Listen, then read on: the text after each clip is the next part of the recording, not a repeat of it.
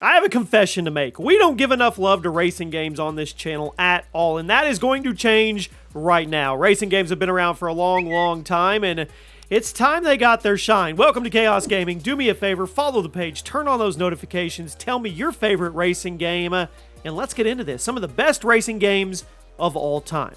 First up is Gran Turismo 2. I played this game so much. Released for the PlayStation 1 in '99. It was a racing sim meant to follow in the first game's footsteps and improve upon the formula. Did it pull it off? Well, it may not have been quite as groundbreaking as the original. Most of them aren't, but it was fantastic. Gran Turismo 2 featured better visuals, tighter controls, and almost 650 different cars that you could race on 27 different tracks. Now, it had some technical issues due to the slightly rushed development, but it sold over 9.3 million copies back in '99. It is one of the most critically acclaimed racing games of all time. Next up, F-Zero GX. Now, everybody knows Captain Falcon from the Super Smash Bros. Series, but how many of you actually played his game? The F-Zero franchise used to be one of Nintendo's main technical achievements, and the GameCube installment, F-Zero GX, is often considered the best of the bunch. Released in 2003, it made waves for its impressive visuals. It had really smooth gameplay and extremely fast racing. If you never played an F-Zero game, they are punishing. They require you to master the mechanics before you can be consistent. F-Zero GX is one of the fastest racing games of its time, and with the great visuals and the awesome soundtrack, it was a hit on the GameCube. It sold over 1.5 million copies. Now, unfortunately, the F-Zero franchise has been abandoned by Nintendo, and there hasn't been a new installment in 16 years. There are rumors, though, of a revival coming to the Switch, but given the fact we're still waiting on Metroid Prime 4 and Bayonetta 3, I'm not going to hold my breath anytime soon for a new F-Zero game.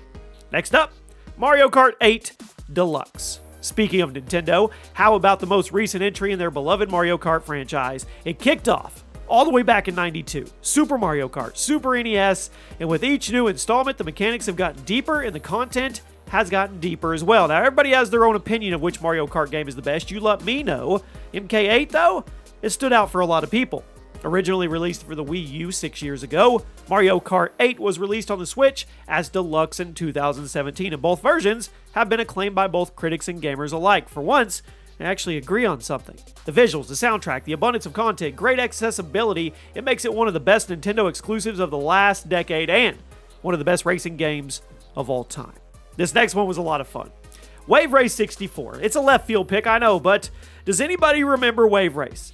It was a rather short-lived franchise from Nintendo. It was a bit of a cult classic, and if you grew up during the N64 era, you probably remember it. Wave Race 64 was released in '96. It was a jet ski racing game with a similar feel to F-Zero, not quite as fast. You picked your jet ski, you took it out on the water, you engaged in high-speed races with both CPUs and other humans. Visually, the game was impressive for its time, especially if you played it in the arcades, and the gameplay actually holds up surprisingly well. Wave Race 64 sold almost 2 million copies, and the franchise wasn't the smash hit Nintendo was hoping for, but many remember it for its nostalgic value. Now let's talk about something from 2005. Burnout Revenge. It was released for the PS2 and the Xbox, and then in 2006 for the 360. This is one of the most successful games in the franchise, and it's not hard to see why. Developed by Criterion Games, Burnout Revenge took the franchise's signature mix of racing and vehicular combat and improved upon it with lots of little details. You race with other players while driving through crowded rush hour streets, and the game actively encourages you to damage your opponent's car in any way feasible. You got to give yourself an advantage. Burnout Revenge features great controls, graphics, sound design, and it has an awesome soundtrack that will make any 2000s kid smile. Now, there wasn't a whole lot of content in the game, but what was there was fantastic. I think it's a good one. I wanted it to be on today's list. And now we're into the top 5. Forza Horizon 4. Is it Forza or Forza? Microsoft has gotten a ton of mileage out of the Forza series, and frankly, I'm okay with that. There are 2 sub-franchises right now. You've got Forza Motorsport, which is more about the racing sim, and then you've got Forza Horizon, which is an open-world, more laid-back racing game that has, it's more about the atmosphere, the exploration, and the eye candy. Forza Horizon 4 was released in 2018 for the PC and the Xbox One, and many call it the best in the entire franchise. Huge open world, 700 cars, servers that supported up to 72 players at a time, and of course, stunning visuals for a racing game. If you wanted to go from race to race and take it super serious, you could. If you wanted to cruise around the open world taking the amazing graphics, you could. Forza Horizon 4 is definitely one of the best Microsoft games to come out in recent memory, and in November of 2020, it got a port over to the Xbox Series X as well, which, of course, just further improved the eye candy element. Now let's jump back to Mario Kart. Yes, there's Mario Kart entries throughout this video. Mario Kart DS. Now, this may be a hot take, but I think Mario Kart DS is the best game in the series. Hold on. Released in 2005. It was a faithful recreation of the Mario Kart formula, but for handheld consoles and a ton of awesome new features. Pretty much everything from the previous Kart games was in here, as well as new characters, karts, courses, songs, and as the first instance of online play for a Mario Kart. But perhaps the best part of Mario Kart DS was a feature called Download Play, which meant if one person owned the game, a group of people in your vicinity could all download the game and play with you absolutely free. So how many of you were on a field trip and everybody on the bus got to play Mario Kart because that one cool person had it? Or maybe you were on a plane and somebody was playing Mario Kart, so you hopped on with them. I mean, despite the fact you didn't own the cartridge, that is cool. Download Play was a freaking great feature, and it's a major reason why so many people have such fond memories of Mario Kart DS.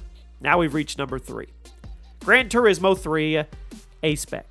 Now, this was released 19 years ago. This was the first Gran Turismo game to be released on the PS2. Sony really wanted to blow our socks off. Did they do it?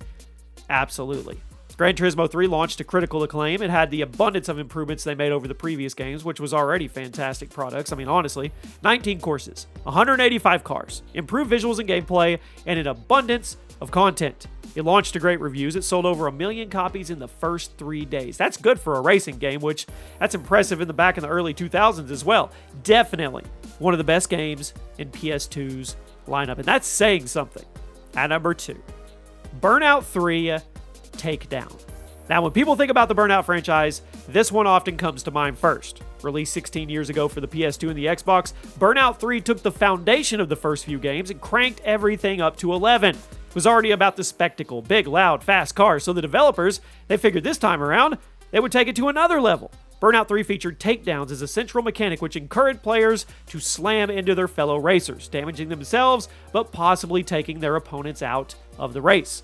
It also featured a very sophisticated online multiplayer mode for its time, and an awesome early 2000s soundtrack featuring bands like Fall Out Boy, Pennywise, Newfound Glory, Yellow Card, and many, many more.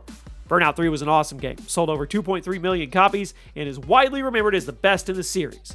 But at number 1 today, I have to do it. I love this game. Gran Turismo, the single best reviewed racing game of all time. It's kind of the granddaddy of modern racing games. In today's world, there's 2 kinds of games, racing games that is, more arcadey ones and more simulation style ones, and if you're looking for a game in the latter category, it can be traced back to the original Gran Turismo.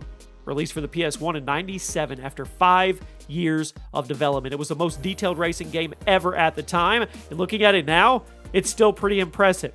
The simulation mode in Gran Turismo is what got the most attention. It had you complete various challenges in order to earn different levels of driver's license and qualify you for different events. It sold almost 11 million copies on the PS1, and it's sitting with a 96 on Metacritic, which makes it the best reviewed racing game of all time. And for that legacy, I think it's deserving of the number 1 spot today. There you have it. You let me know where you agree or disagree. Let me know one racing game that needs some love that we didn't mention today, and I'll see you soon.